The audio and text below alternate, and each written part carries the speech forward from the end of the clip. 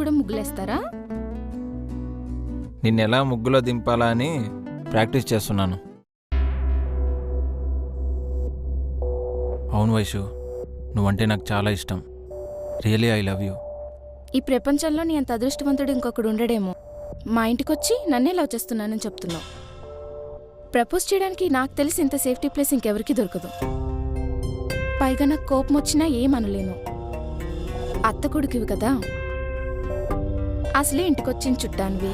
ఇదో bonus point నీకు. అది కాదు వైషు.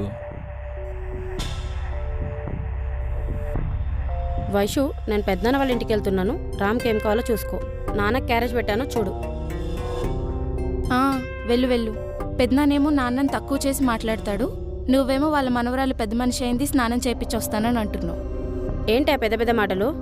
బయట 1,00,000 ఉంటాయి, కానీ కుటుంబాన్ని వదులుకుంటావేంటి? మనల్ని ప్రేమించకపోయినా పర్లేదు, పట్టించుకోకపోయినా పర్లేదు, కానీ తగ్గించి మాట్లాడితే నాకు అసలు నచ్చదు.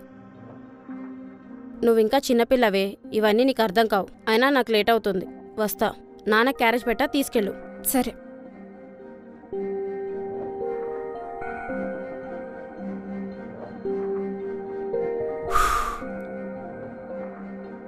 మా మావయ్య అంటే వైష్ణవికి చాలా ఇష్టం. అదే వాళ్ళ నాన్న. మా మావయ్యని ఒక్క మాట అంటే అసలే కోపిష్టిది. ఈ విషయంలో మాత్రం ఎప్పటి నుంచో జాగ్రత్తగా ఉండాలని డిసైడ్ అయ్యా.